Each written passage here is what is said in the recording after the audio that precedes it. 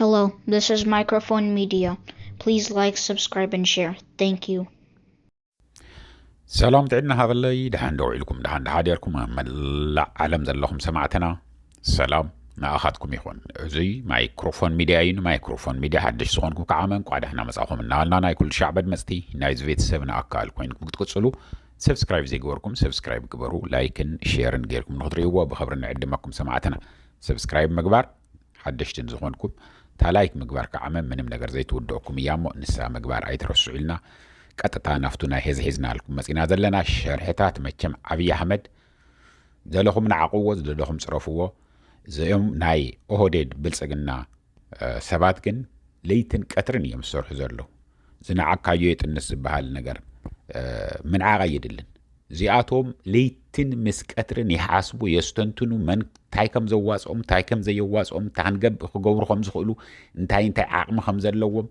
انتاي عقم خمزي بلهم كل زرزيرهم إنها ترد يمزلو أخيباتات بمعالتي يقايد يمزلو بزح شرحتات يمزقبرو زفتسو مزلو سلازي كافتهم توسينو مزلو عبيت زتبهالو 4 شرحتات نتقراي هذي زوي وصنو ورلو تمعلم سي أخيبا نيرو لهم ون أخيبا زي يقبرو له معالتي يلن هذي عبز تفلالي بوتاتات زي تفلالي درجة زلوهم ناي سيفيل ناي أورومو آياتولا خامني أبادولا جمدا قلما لجميرو أبن إلي الهوتيل آخيباتاتي قورو اللو يوم إتهم ميليتاري أبا طرحايلوش آخيبا يقورو اللو يوم مكلاكيا منيستر زلوو نفت طرحايلوش ون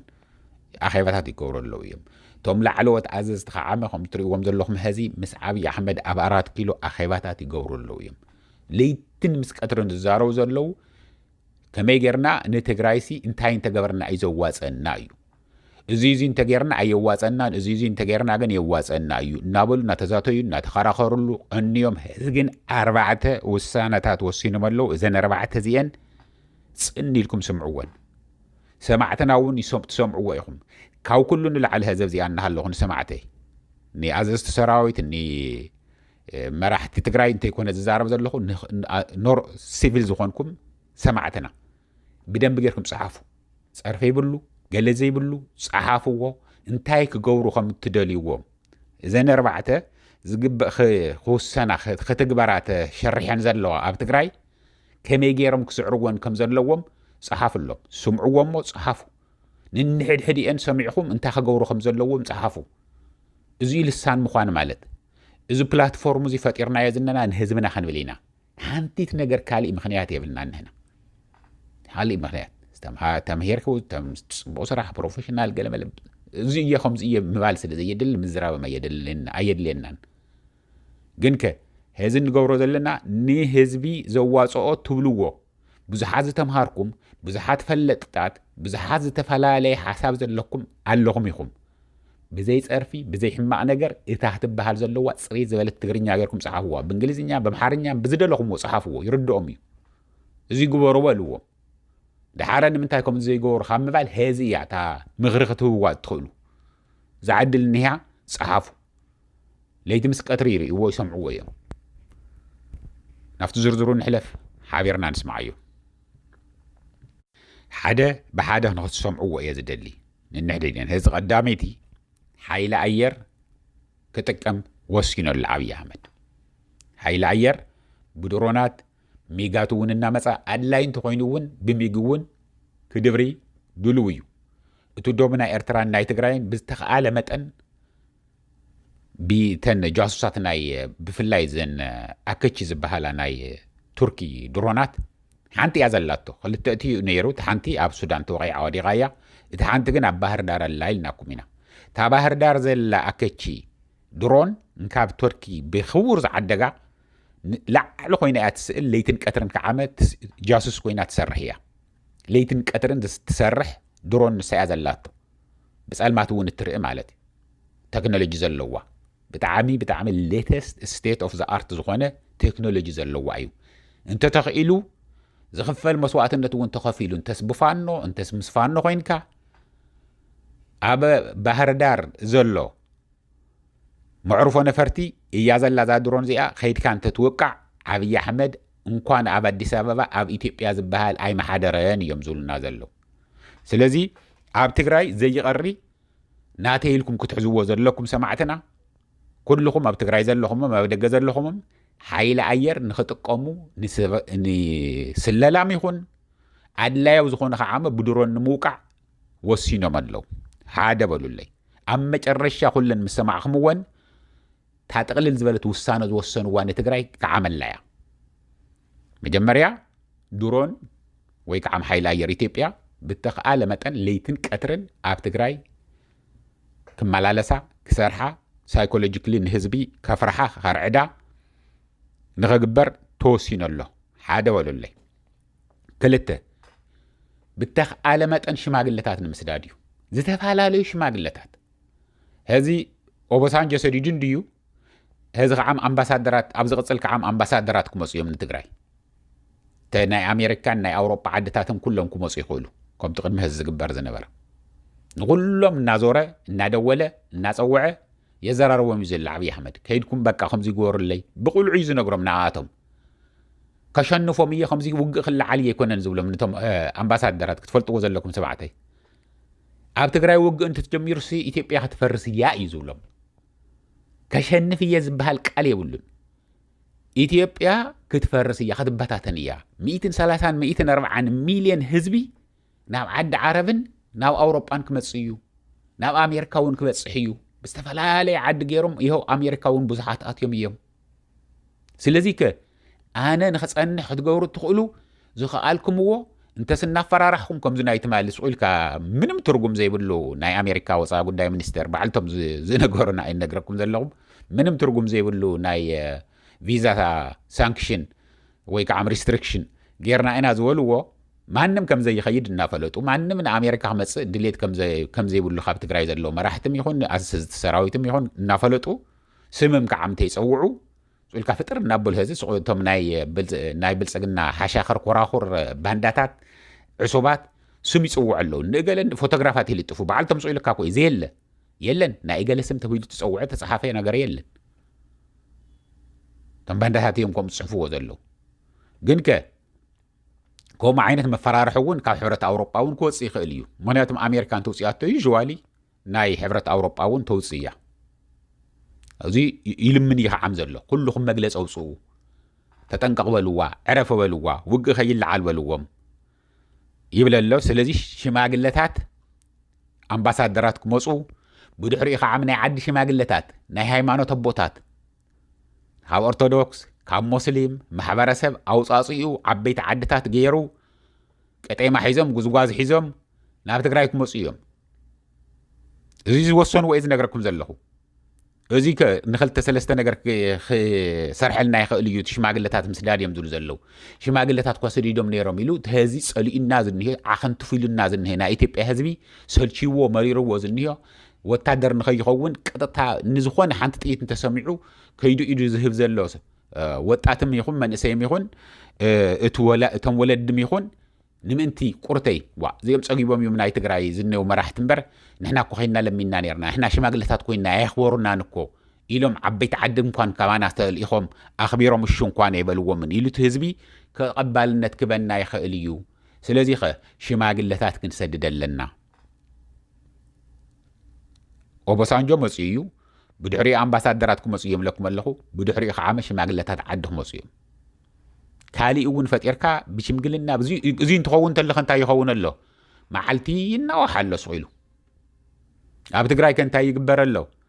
በቃ ኳሓንተ ከብል ዝፅጋዕ ኣሎ ይደራጀ ኣሎ ህዚ ካብ ሶማሌ ክልል ናብ ወሎ ገለምለም ፅይዎም ኣሎ ይፅጋዕ ኣሎ እዩ ተኽሲ ክኸፍት እዩ ካብኡ ድሓረ ምስ ከፈተልና ሕና ከዓም ክንብል ኢና ከምዚ እናበልካ እንታይ ይኸውን ሓምለ ክመፅእ እዩ ነሓሰ ክመፅእ እዩ መስከረም ክመፅእ እዩ መስከረም ከዓም ንጉሰ ነገስቲ ክበሃል እዩ እዚ እናሓሰብኩም ተሓሳብ እናገበርኩም እየ ዝብለኩም ዘለኹ ክልተ በፂሐ ዘለኹ ሓይሊ ኣየርን ሽምግልናን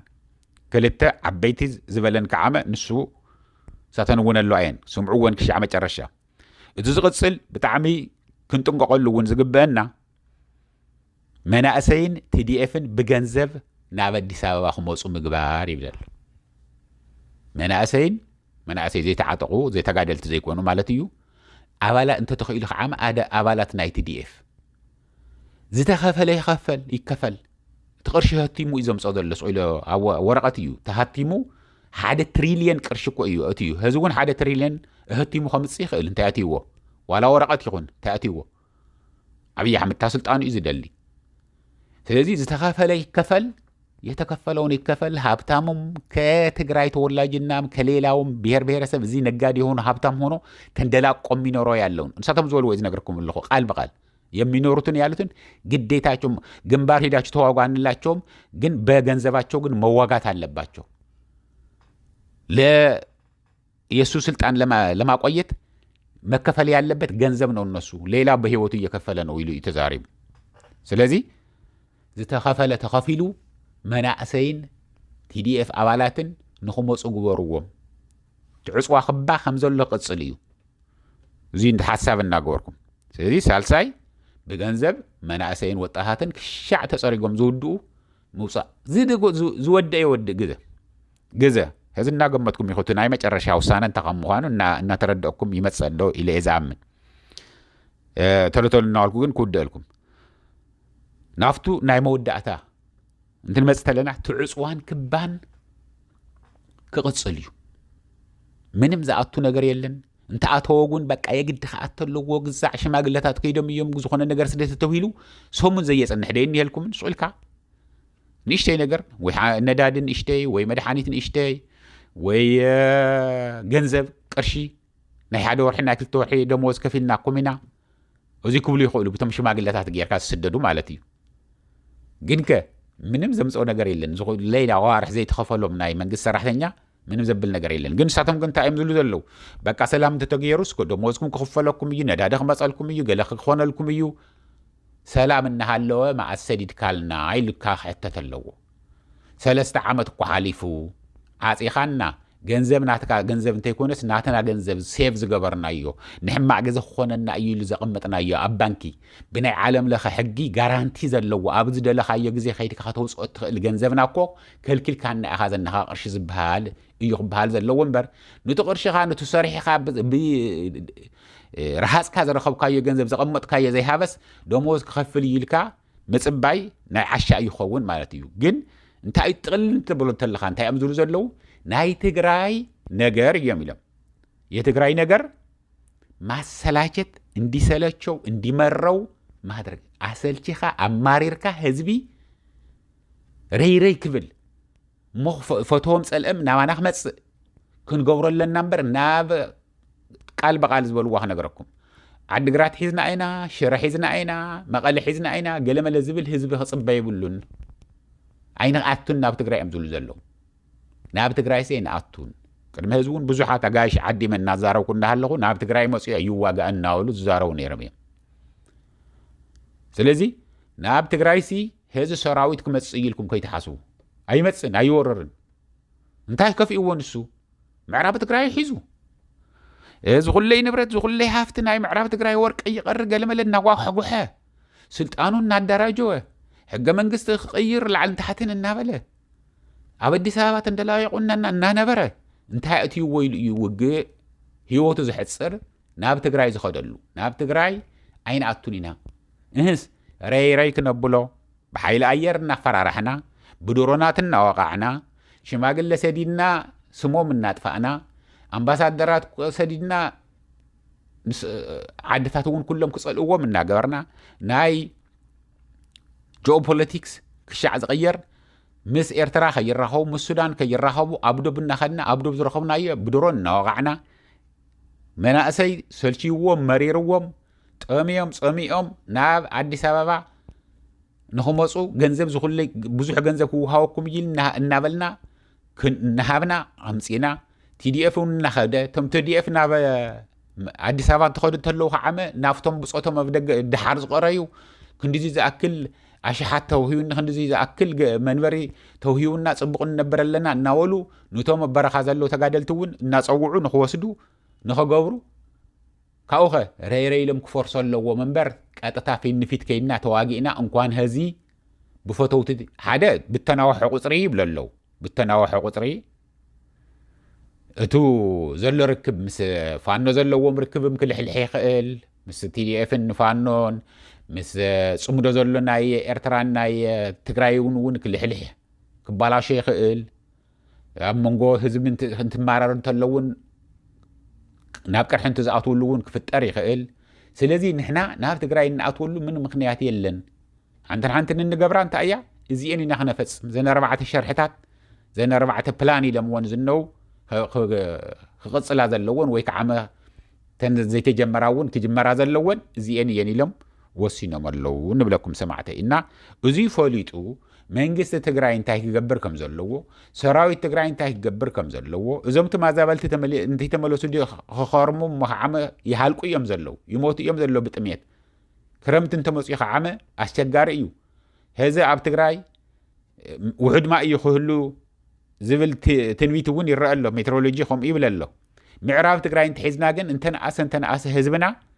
تأمي يموتن دموع مريت النهاية زرينا ينها لنا خن عصد تدالين نهلو هزبنا أيام وري رمو ولا انتظر أوون كأطل له ياويو زوسدو إنا نملس لنا مسولدون داوم كخفلو ولو سلازي انتاي كجور خمزة لو ممكن نسخاتكم يهم سمعتنا أهم توسنو صحافو هزب انت مرح انت له هزب انت الزارب انت له ما راح تيختو ليه سلازي صحافو نانا طرح انت يكون نتم مرحتون قطتا ندبر صيد تلقوا انت ليو ني جنرالات تግራይ تزارو ነገር ተልስ ስሞም እናጸዋዕኹም ውን ናይ ምዕራብ እዚ ህዝብ ዋና አዛዚ ጀነራል ምግበ እዩ ኑ تزارو ነገር ተልዩ ተሓትዎ ነገር ተልዩ صحافو እዚ ቱ ሚዲያ ጥቅሙ አውዚ እዩ ምክንያቱም አነ نحادة سب نخل تسب سعيلة بأفين دحر كوين رخيبة خزارة بيخيل ميديا أنت اللي يجن بحاجة جزء بعشرة أشحات هزبي يزكاتها له يزكاتها له سلازي نسو مقبار أي ترسعنا لكم سمعتي نهزوزي أهلنا خمسين نتخطاتها لنا وخاتهم كنا مسئينا نسخاتكم ممكن حانتن كترسعوا زي بالله أنت يا ومانكم لايك مقبار أي ترسعوا زي أنا والكو دحانوا علو تشاو